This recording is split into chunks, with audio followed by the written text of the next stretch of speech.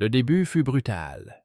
Le silence automnal fut rompu par le son des cloches, et les gens à l'entrée du village ne pensèrent pas à la prière, mais au pain, à la dot et à l'âge de leur fille, afin de ne pas manquer une union avantageuse.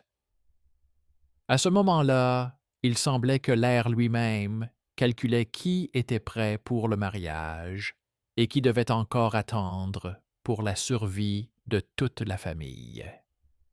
Je vous souhaite la bienvenue. Merci d'indiquer dans les commentaires d'où vous nous regardez. Et je vous souhaite une agréable écoute. Au pied des collines se trouvait un village, entouré de bandes de terre étroites, divisées depuis si longtemps que les bornes frontalières avaient poussé dans les racines. À la fin de l'été, les gens se plaignaient des impôts, de la dîme au monastère et du fait que chaque maison avait son propre calcul pour le mariage. Dans certaines familles, on comptait en années, dans d'autres en sacs de céréales. On comptait de la même manière qu'on mesure les toiles à la foire, non pas avec les yeux, mais avec la paume de la main. Thekla vivait avec sa fille Milena dans la maison du meunier. Thekla était arrivée dans le village depuis une autre région après une grande épidémie et avait tenu bon. Mais la curiosité habituelle se lisait sur les visages de ses voisins. Elle était veuve, elle n'avait pas d'époux, mais elle avait une fille et les revenus du moulin. Au printemps, l'eau a emporté les roues et les revenus ont chuté. Depuis lors, Thekla a remarqué que le clerc Ivo, qui aidait à tenir les comptes du bureau du seigneur et se considérait comme un connaisseur des coutumes locales, se présentait plus souvent à sa porte. Il n'était pas riche, mais il savait lire, gardait en mémoire les calculs et savait où se trouvaient les terres si étroites que son fils n'y trouvait pas sa place. Il disait que les rumeurs courent plus vite que le vent et qu'elles cachent toujours l'espoir de quelqu'un et le malheur de quelqu'un d'autre. Dans la maison voisine vivait le charpentier Lazare, son fils Mathieu et sa nièce Adélie. Le métier de charpentier ne rapportait pas beaucoup, mais c'était un travail honnête. Lazare avait un autre calcul. Il mettait de côté quelques pièces pour la dot d'Adélia et disait qu'il était trop tôt pour elle, même si elle avait déjà l'âge que d'autres considéraient comme suffisant pour se marier. Lazare voyait que dans les villes, les filles se mariaient plus tard, car les métiers et les ateliers attiraient les jeunes, mais dans les villages, c'était différent. La terre ne s'étendait pas à l'infini, et celui qui avait réussi le premier gardait la maison. À la même époque, un nouveau sacristain arriva au monastère sur la colline. Il s'appelait frère Siméon. Il était plus taciturne que bavard, mais les gens comprirent rapidement qu'il avait autorité sur le grain, les dettes et les promesses. Il connaissait la valeur du temps et savait attendre. Il entendait les paysans discuter de l'âge du mariage, mais n'intervenait pas. Il ouvrit simplement le vieux livre des dettes, dans lequel, outre les chiffres, figuraient d'étranges annotations. À côté d'une maison, il y avait une petite croix, à côté d'une autre, un bateau dessiné. Ces signes semblaient être une fantaisie de l'ancien sacristain, mais Siméon avait sa propre idée. Il pensait que ces signes étaient la clé de faits anciens. L'automne apporta la foire. Les feuilles tombèrent du sol près du ruisseau. Milena se tenait à la foire devant un étal de toile, aidant sa mère à échanger de la farine contre du tissu. Elle mesurait habilement les mètres, et le scribe Ivo, en passant, remarqua que sa main était sûre, son regard précis et son discours calme. Il pensa que la jeune fille avait un talent caché, rare chez une paysanne. Elle voyait le nombre dans chaque objet. C'était là le signe même que personne n'avait encore jugé important. Un autre sujet fut abordé à la foire. Le serviteur d'une maison de marchand de la ville, venu chercher du bois et de la farine, dit que le marchand cherchait une épouse pour son neveu. Il précisa que le marchand souhaitait se dépêcher.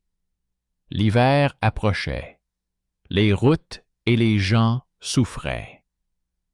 Les gens autour se mirent à chuchoter. Le marchand offrirait une belle dot, ce qui signifiait que l'âge pouvait être calculé en fonction du portefeuille. Si c'était avantageux, alors tôt n'était pas trop tôt.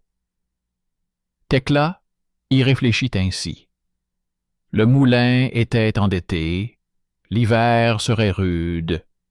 Sa fille était jeune, mais le destin exigeait une décision.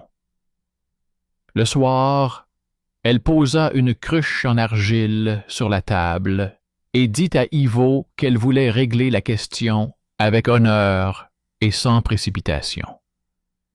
Ivo répondit que dans le registre du monastère, sa maison était marquée d'une croix, ce qui signifiait qu'il y avait une vieille dette dont on ne pouvait se passer.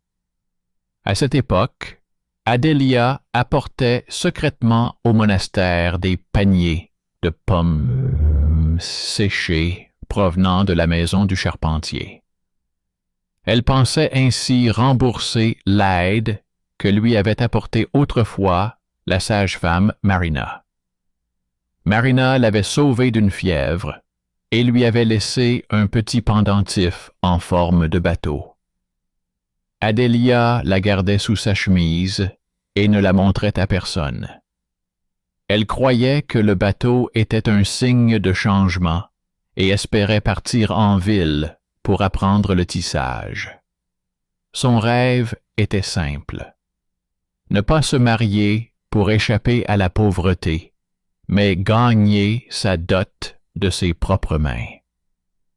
Les anciens du village se souvenaient qu'au fil des ans, l'âge du mariage avait fluctué comme les eaux d'un canal. Les années fastes, les gens se mariaient plus tard, car ils pouvaient attendre et accumuler une dot plus importante. Les années de marché fermé et de guerre, ils se mariaient plus tôt afin d'unir leur foyer et de survivre à la tempête. Personne n'en parlait ouvertement, mais tout se décidait et en fonction du pain, des impôts et du nombre de parents dans les environs. Au début du mois de novembre, un messager du marchand est arrivé au village avec un petit coffret. Le coffret était recouvert de cuir et scellé avec de la cire bleue. Il a dit qu'il contenait un signe de mariage et a demandé à ce qu'il soit remis à Tekla. Ce soir-là, la nuit tomba plus tôt que d'habitude dans la maison du meunier. Le vent soufflait la fumée sur le toit. Les poules caquetaient sur le seuil. Tekla posa la boîte sur la table, mais Ivo demanda d'attendre le lendemain matin pour ouvrir le seau, car il avait remarqué quelque chose d'étrange. Le seau représentait un blason avec un bateau. Ivo se souvint avoir vu le même symbole dans un livre du monastère, à côté du nom de la sage-femme Marina. Il décida que ce n'était pas une coïncidence. Milena ne dormit pas cette nuit-là. Ce n'était pas la boîte qui l'inquiétait, mais les conversations des femmes à la foire.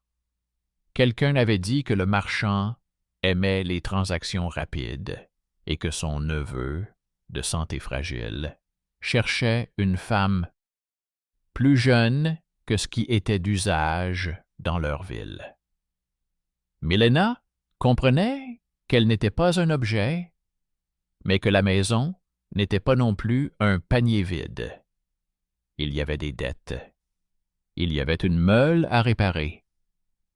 Elle se souvenait que son frère Siméon avait dit à Thecla lors de sa confession que l'Église considérait la maturité selon un autre canon que le marché, que le consentement était plus important que la précipitation.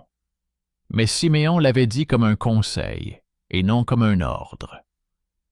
Le matin, Ivo arriva avant l'aube. Il dit qu'il valait mieux ouvrir le coffret en présence de témoins afin d'éviter toute dispute ultérieure. Il appela Lazare, appela le maire, et tous se rendirent chez le meunier. Dans la boîte se trouvait un parchemin contenant une proposition de mariage, une dot du marchand, du grain pour l'hiver, le droit d'utiliser une partie du barrage du moulin. Il y avait aussi une condition. Le mariage devait être conclu avant l'arrivée du premier grand froid, avant que les routes ne soient fermées. Dans les champs, il y avait des signes, une petite croix et un bateau. Thecla regarda les signes et pâlit. Il y a longtemps, elle était arrivée dans ce village sans mari, avec un bébé dans les bras. La sage-femme Marina l'avait aidée à l'époque et lui avait demandé de rembourser sa dette le moment venu. Elle lui avait dit que la dette ne se remboursait pas toujours avec des pièces de monnaie, mais parfois avec le bon choix en faveur d'un autre foyer. Thecla comprit que le bateau et la croix étaient des traces de cet accord ancien. Ce jour-là, il se passa encore autre chose. Un homme vêtu d'un manteau gris, sans signe de richesse, s'approcha du monastère. Il demanda à rencontrer frère Siméon et s'entretint longuement avec lui à l'écart. Le soir, Siméon descendit au village et demanda à Thecla d'attendre 3 jours avant de faire sa demande en mariage. Il dit qu'un homme allait arriver en ville qui souhaiterait régler la dette autrement. Il ne donna pas de nom, mais dit seulement que cet homme était lié à la sage-femme Marina par une vieille dette. Les paroles de Siméon semblèrent étranges à tout le monde. Mais là où il y a un monastère, il y a du pain, et il n'est pas convenable de discuter avec le pain. Le lendemain, Milena se rendit chez le charpentier Lazare pour lui remettre la farine. En chemin, elle entendit Lazare persuader Adélia de ne pas se précipiter en ville. Il disait que là-bas, les métiers artisanaux retenaient les jeunes filles en attendant qu'elles aient accumulé une dot et que le mariage venait plus tard. Il disait que dans leur région, les mariages avaient lieu plus tôt, car la terre était étroite et qu'il était important de réunir les parcelles. Adélia répondit qu'elle voulait choisir elle-même le moment. Les voix se sont tues lorsque Milena est entrée. Elle a remarqué sur la table de Lazare une plaque en bois sur laquelle était gravé le symbole d'un bateau. Lazare a expliqué qu'il s'agissait d'une vieille commande, réalisée il y a de nombreuses années pour une femme qui avait aidé lors d'un accouchement. Milena a compris que le motif sur le bracelet d'Adelia et le sceau sur le parchemin avaient la même origine. Le soir, un voyageur discret arriva au village. Il s'arrêta près du puits et demanda aux enfants le chemin pour se rendre chez la sage-femme Marina. On lui répondit que Marina avait quitté ce monde 1 an auparavant. Il acquiesça silencieusement, puis se dirigea vers le monastère. Siméon l'accueillit à la porte. Plus tard, Siméon rendit visite à Thecla et lui dit que le voyageur demandait à racheter une partie de la dette du moulin, pas avec de l'argent, mais avec du grain, et le droit d'exporter de la farine vers la ville. Thecla fut surprise. Seuls les gens influents agissaient ainsi. Mais le voyageur ne se disait pas marchand, ne demandait pas de remerciements, il demandait seulement qu'on lui ouvre le vieux livre des dettes. Le greffier Ivo reconnut en cet homme étrange le serviteur du marchand qui avait apporté le coffret. Cependant, ses vêtements étaient différents. Ivo comprit qu'il ne s'agissait pas d'un simple serviteur. Il se souvint que, lors de la foire, les marchands de la ville s'étaient tenus respectueusement en silence près de cet homme. Il s'agissait très probablement du marchand lui-même, mais sans sa suite. Et c'est là qu'il y eut un rebondissement. Un étranger disposant de ressources intervint de manière inattendue, comme sorti de nulle part. Mais ce n'était pas un hasard. Sur le sceau du rouleau, il y avait un bateau. Sur le médaillon d'Adelia, il y avait un bateau. Sur la plaque de Lazare, il y avait un bateau. Et sur la manche du voyageur, une broderie presque invisible représentant un bateau. Tout indiquait l'ancien réseau d'obligations créé par la sage-femme Marina. Elle avait autrefois sauvé l'enfant d'un marchand, et celui-ci avait promis de répondre à ses demandes même après sa mort. Le 3e jour commença dans l'inquiétude. À l'aube, un autre messager entra dans la maison de Thecla, au nom du propriétaire du barrage voisin.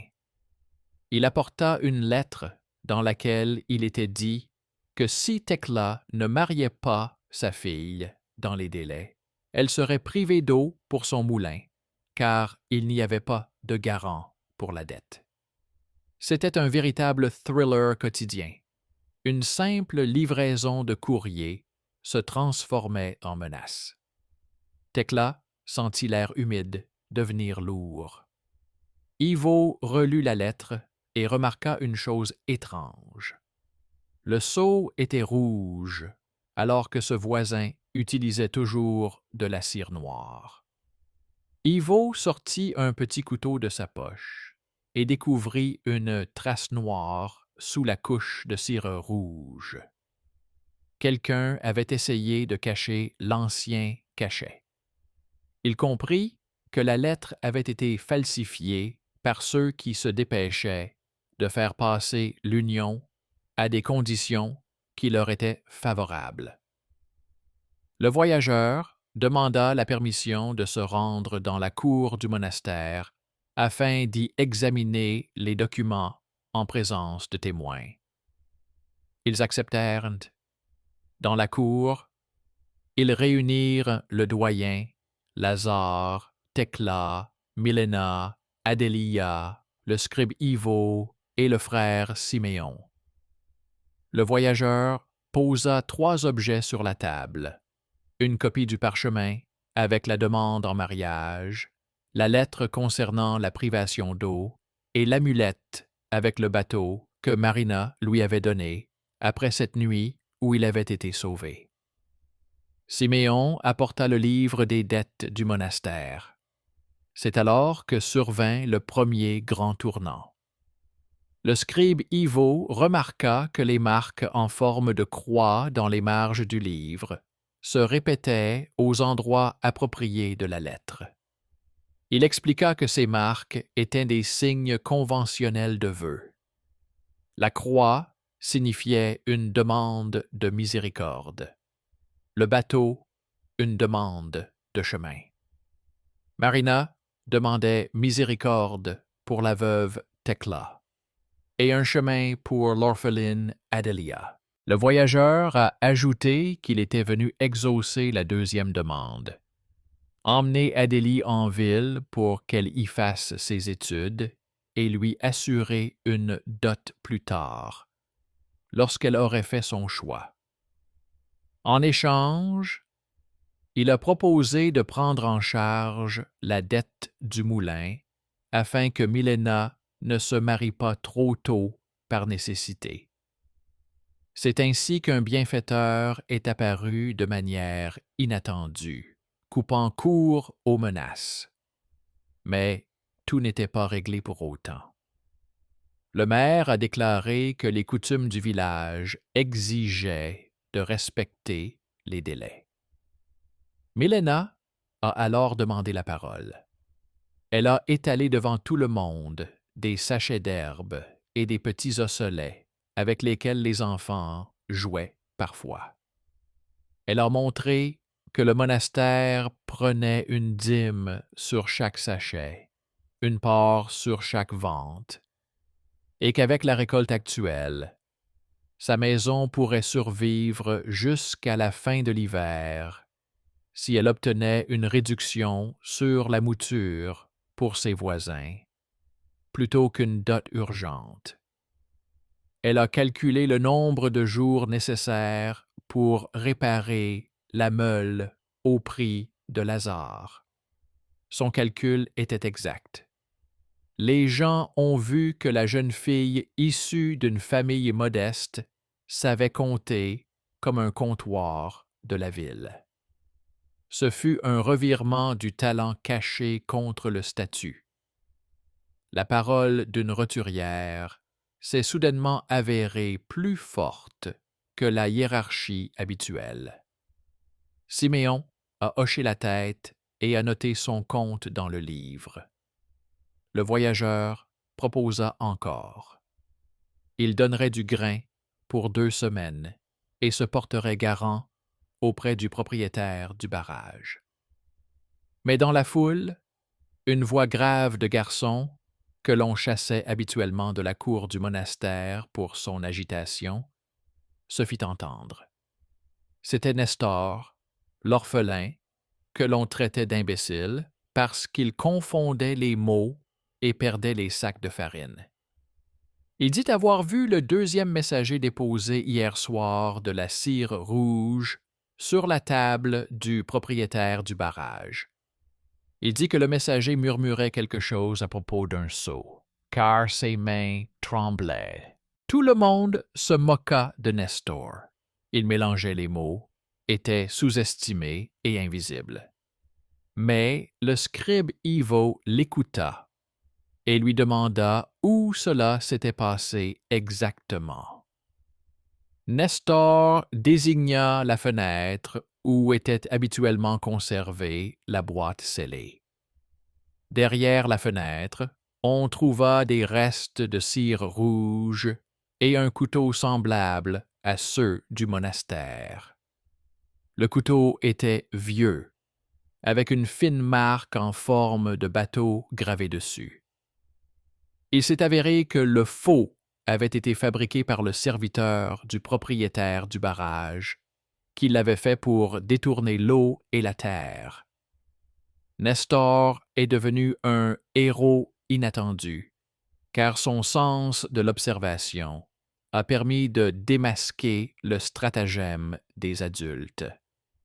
Ce fut le tournant d'un héros sous-estimé. Lorsque la supercherie fut découverte, le chef du village exigea que le propriétaire du barrage se présente. Celui-ci vint, vit le couteau et la cire. Et, sous le poids de son ancienne amitié avec le monastère, accepta de ne pas faire pression. Mais il déclara qu'il considérait le mariage précoce comme une chose normale, car c'était ainsi que la paix était maintenue. Alors Siméon expliqua calmement la signification des anciennes marques.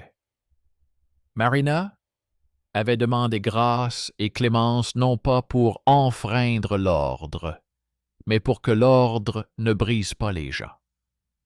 L'ordre sans choix, c'est comme un barrage sans déversoir. Il retient d'abord, puis il cède. Une autre découverte, qui avait mûri depuis longtemps, s'est glissée ici. En feuilletant le livre, le scribe Ivo a trouvé une note sur un ancien don au moulin.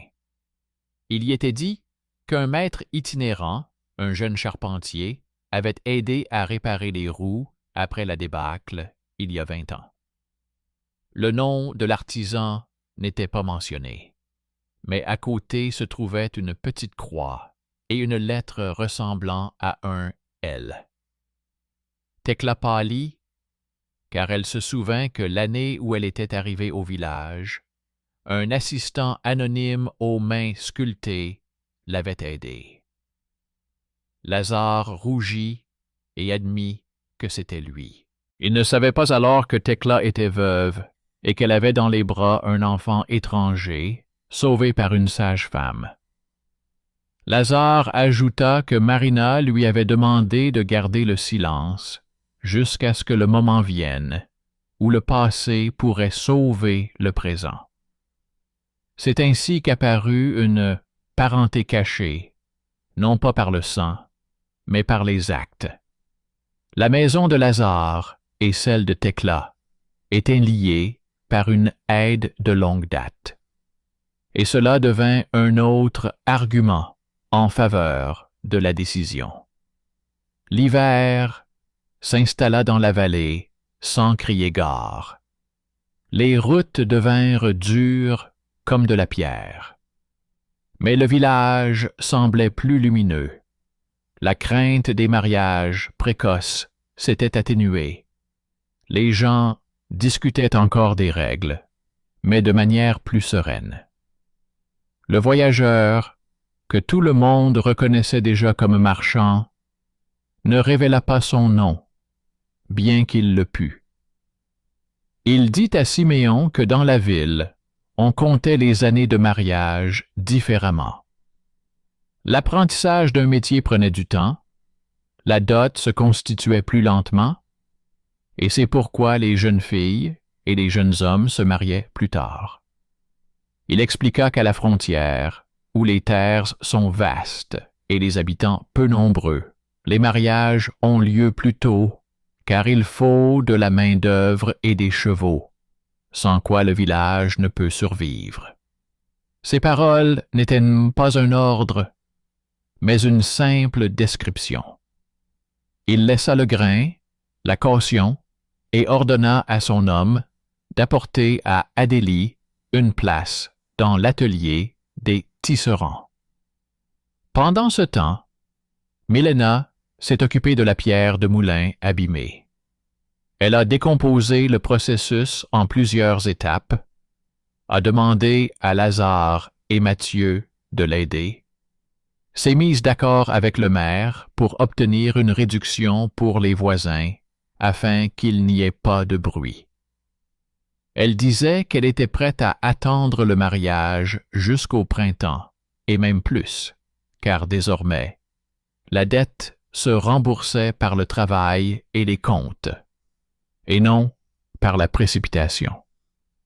Son calme devint une force inattendue. Les gens, habitués à compter les mariages en années et en sacs, virent pour la première fois que le temps pouvait se mesurer non seulement en termes de durée des fiançailles, mais aussi en termes de changements réalisables. Mais le monde ne change pas d'une seule décision. le serviteur du propriétaire du barrage, celui qui avait falsifié la lettre, disparut pendant 2 jours. On le retrouva sur la route, alors qu'il tentait de se rendre au château voisin.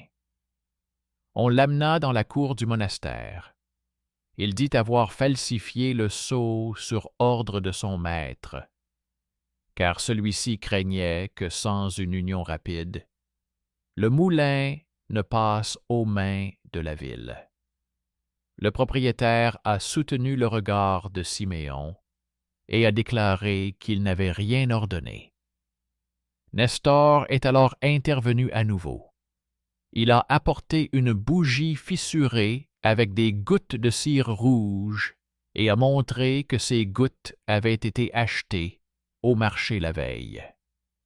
Il expliqua que le serviteur avait lui-même acheté la cire à un étranger et qu'il avait donc agi dans son propre intérêt, espérant être récompensé pour son zèle.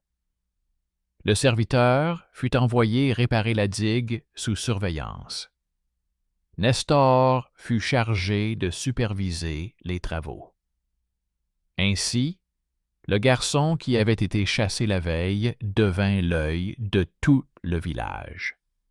Celui qui était sous-estimé devint indispensable.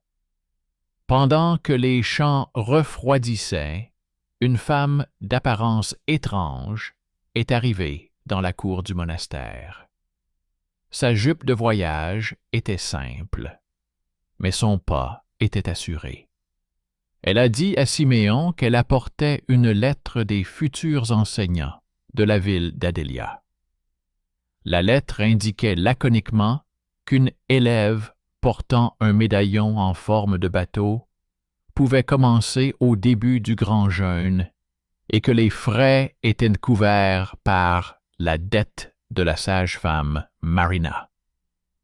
Personne ne commenta cette tournure de phrase à voix haute, mais tout le monde comprit que le voyageur avait également payé là-bas. Adélia serra son pendentif contre sa poitrine et murmura doucement ses remerciements, tout en gardant le silence sur son rêve. Lazare prit en charge le reste des frais et déclara que sa maison n'était pas plus pauvre que sa conscience. Il se passa alors autre chose. Le scribe Ivo, resté seul avec le livre, remarqua soudain dans le texte les courbes familières de certaines lettres dans certains noms de famille. Il comprit que ces notes avaient été prises par la même personne, même si les années avaient changé. Il pensa au voyageur et à la façon dont il tenait fermement le parchemin, à la façon dont il avait imprudemment laissé échapper un mot au sujet du ban de la ville. Ivo rassembla tous les indices. Le sceau du bateau, le respect des marchands, les anciennes inscriptions, le paiement de l'école. Il en conclut que le voyageur était lui-même un marchand et que le neveu n'était qu'une invention pour vérifier ses hypothèses. Il décida de lui parler. Ivo s'approcha de lui près du puits et lui dit que dans le livre des dettes, le bateau à côté de la croix n'était pas là par hasard. Le bateau représentait le choix du chemin et la croix, le choix de la mesure. Il lui fit comprendre que ce n'était pas l'argent qui avait été déterminant ici, mais le temps. Le voyageur esquissa un sourire et dit par l'intermédiaire de Siméon qu'il était d'accord.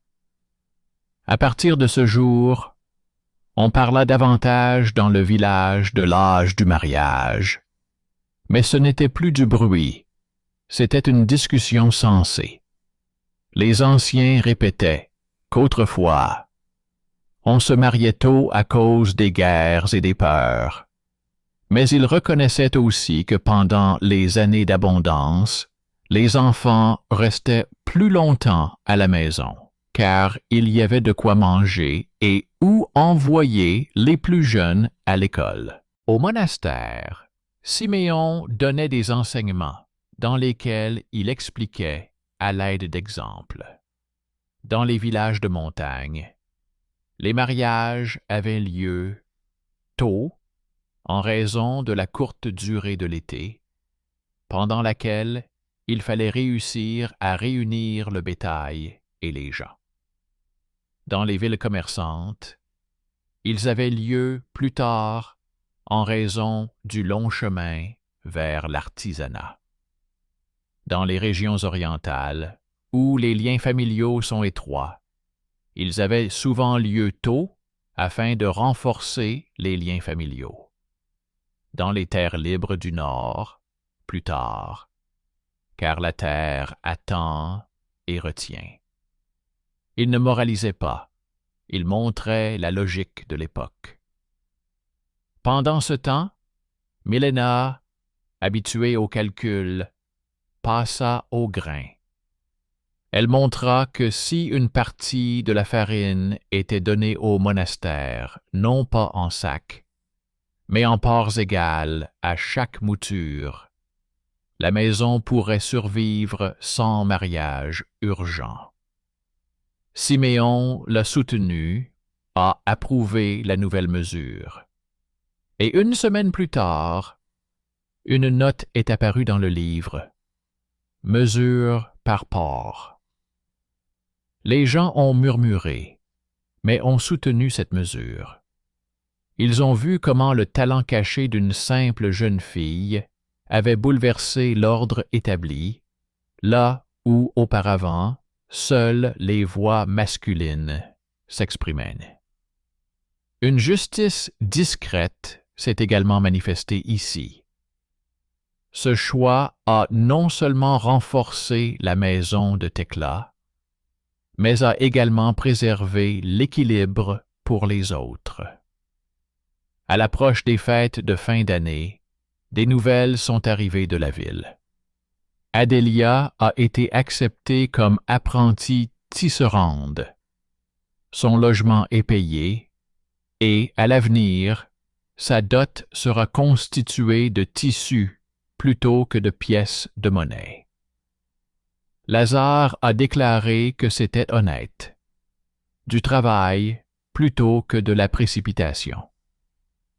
Pendant ce temps, son neveu Mathieu a appris les subtilités du rouet, que le voyageur lui a patiemment montrées. Matvei disait que cet homme connaissait les moulins aussi bien que les marchands et les charpentiers. C'était un indice supplémentaire sur la vérité concernant l'invité. Thekla observait sa fille et pensait à sa jeunesse. Elle se souvenait que Marina disait que l'époque respirait à travers les gens. Si les gens n'ont pas le choix, l'époque les étouffe. S'ils ont le choix, l'époque avance. Thekla trouva dans une vieille boîte un morceau de ruban bleu et le donna à Milena, en signe que la maison reconnaissait son droit de décider par elle-même. Elle lui dit, à travers son récit, que dans leur famille, on ne faisait pas ainsi, mais que désormais, ce serait le cas. Milena accepta le ruban non pas comme un ornement, mais comme un symbole de mesure. Bientôt, le dernier secret fut révélé. Le serviteur du marchand, celui qui avait apporté la boîte, avait laissé échapper à la foire que le neveu n'avait pas du tout besoin d'une épouse, que toute cette histoire avait été inventée pour tester les gens, qui vendraient l'avenir de sa fille pour un sac de blé et qui chercheraient une autre voie. Cette rumeur parvint aux oreilles de Siméon. Il convoqua le voyageur et lui dit sans détour que jouer avec le destin n'était pas une bonne chose. Le voyageur répondit qu'il voulait voir qui, dans le village, se conformait uniquement aux coutumes et qui comprenait que les coutumes étaient des outils et non des chaînes. Il ajouta qu'il était prêt à révéler son nom. Il s'appelait Stepan, fils du marchand dont la famille avait autrefois été sauvée par la sage-femme Marina. Il dit qu'il était bien ce neveu, mais qu'il avait un autre âge et qu'il n'avait pas l'intention de se marier. Il avoua qu'il voulait se réserver le droit d'accomplir son devoir envers Marina, et qu'il le considérait désormais comme accompli. Ces paroles n'étaient pas une justification, mais un aveu. Ivo assura qu'il avait consigné cela dans son livre comme un fait, et non comme un jugement. À ce moment-là, Nestor a montré son nouveau travail au barrage. Il a organisé les équipes, réparti les gens, et l'eau a commencé à s'écouler plus régulièrement. Il est passé d'un garçon maladroit à un homme qui tient une partie importante du village. Les gens ont commencé à lui faire des signes de tête. Et même le propriétaire du barrage a cessé de le chasser du porche. Le héros méconnu a pris sa place. Son choix était simple. Il ne s'est pas vengé, il a travaillé. Milena, voyant cela, a décidé de tester une autre idée. Elle est allée voir un veuf vivant à l'autre bout du village, qui n'avait pas de fils, et lui a proposé une nouvelle mesure. Lui donner pour la saison une petite parcelle pour cultiver de l'orge, et en échange, recevoir 1/3 de la farine. Le veuf a accepté. Ainsi, la maison de Thekla a reçu un soutien supplémentaire. Les gens ont commencé à dire que la jeune fille avait trouvé dans la terre des chiffres et, dans les chiffres, la liberté. C'était la continuation d'une lignée de talents cachés. Son statut modeste avait cessé d'être un boulet, car la connaissance des mesures était devenue un bouclier. Le printemps arriva.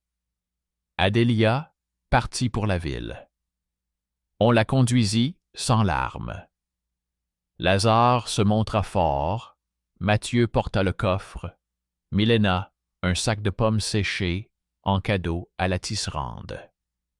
Le voyageur Stepan se tenait à l'écart et n'intervenait pas. Il a dit par l'intermédiaire de Siméon qu'il veillerait de loin, mais sans pression. Il a laissé une lettre dans laquelle il écrivait sobrement que ses obligations envers la sage-femme Marina étaient terminées, mais que le bateau de son cygne continuait à naviguer dans les affaires de ceux qu'elle avait aidés. C'était une gratitude silencieuse, sans belles paroles.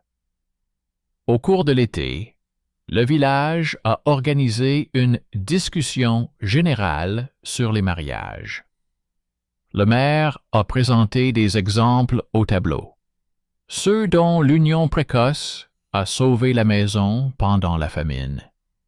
Ceux dont l'union tardive a donné un métier. Ceux qui se sont trompés.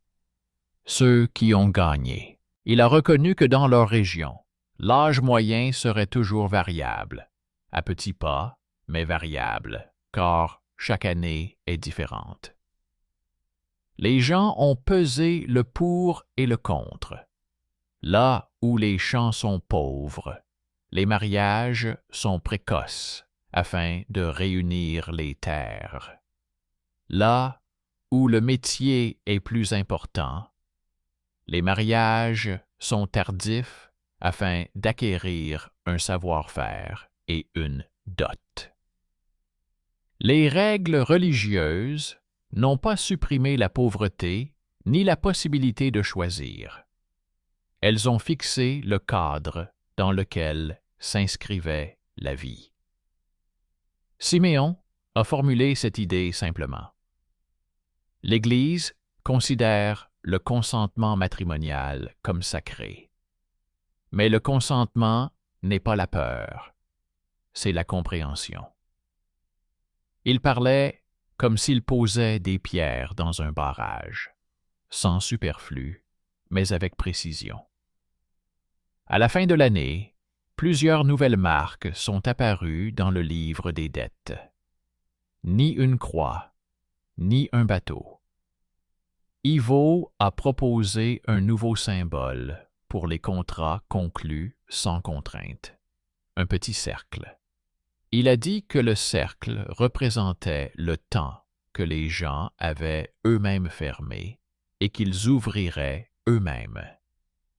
Tekla et Milena ont vu apparaître un tel cercle sur la page où figurait auparavant une ligne lourde sur la dette. Chez Lazare, le cercle est apparu à côté des notes sur l'apprentissage d'Adélia. Chez Nestor, le cercle a été placé près du barrage. La sage-femme Marina n'était plus avec eux, mais son réseau d'action continuait à relier les maisons.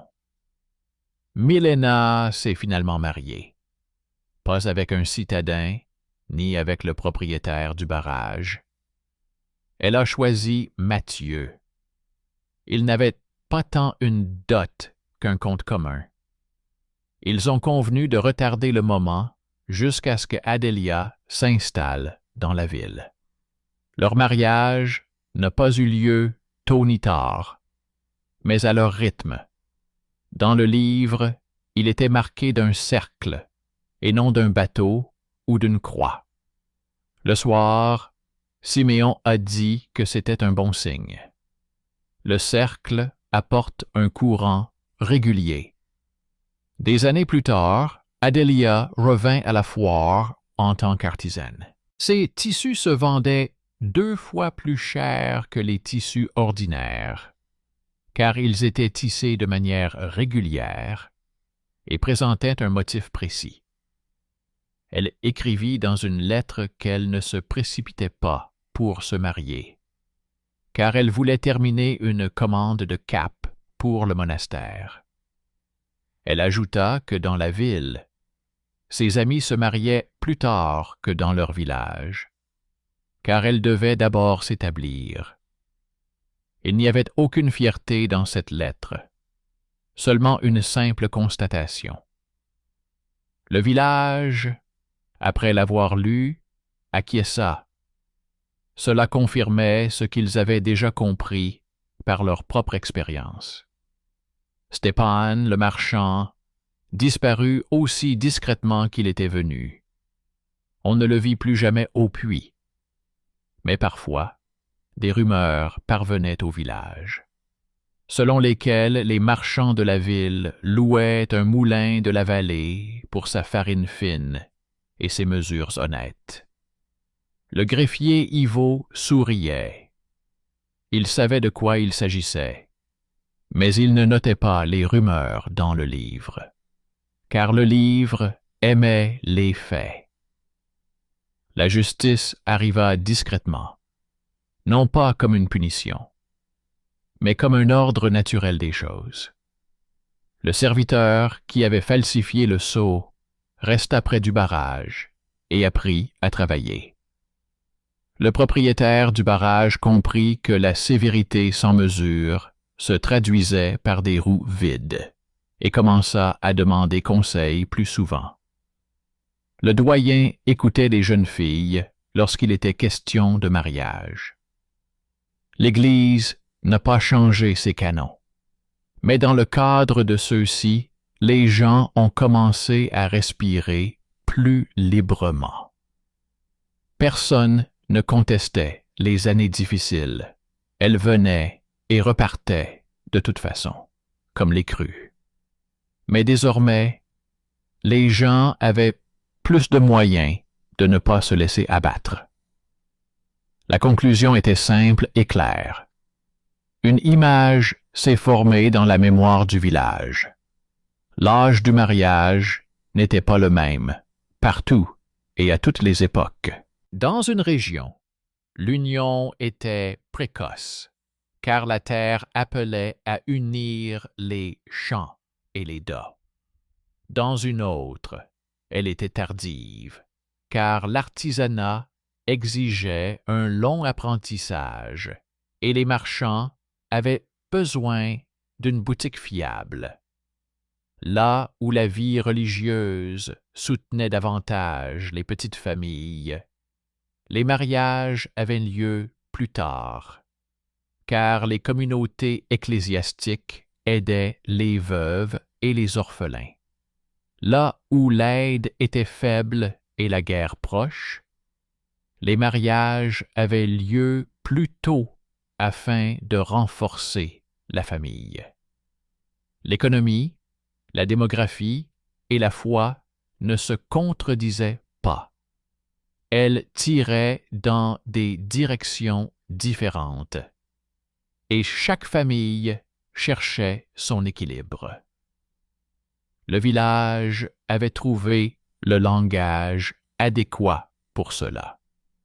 Pas tôt et tard, mais telle est notre année et telle est notre région. La justice résidait dans le fait que les décisions découlaient du choix des gens. Marina a laissé des traces, mais n'a pas imposé ses choix. Stepan est intervenu, mais s'est retiré lorsque les gens ont trouvé leur équilibre. Milena a insisté sur la mesure. Adélia a choisi un métier. Nestor a trouvé la force dans l'attention. Personne n'a gâché le bonheur des autres pour son propre bonheur. Des actions simples se sont assemblées comme les poutres d'un barrage. L'eau s'est écoulée régulièrement. Et lorsque la cloche de l'automne suivant a sonné, les gens n'ont pas pensé à la précipitation, mais au fait que chaque maison a son propre cercle, dans lequel la maturité n'est pas une marque étrangère, mais un choix personnel, soutenu par la communauté et le temps. Ils ont compris pourquoi, à un endroit, cela arrivait plus tôt, à un autre, plus tard, et ils ont cessé de mesurer la vie des autres avec leurs paumes ouvertes ou fermées. C'est ainsi que s'est terminée l'histoire, et chaque tournant y était préparé par un simple détail. Un chapelet, une marque dans un livre, une bougie cassée, des osselets, un bateau et une croix, qui n'étaient pas là pour la beauté, mais pour rappeler que le chemin et la mesure vont toujours de pair.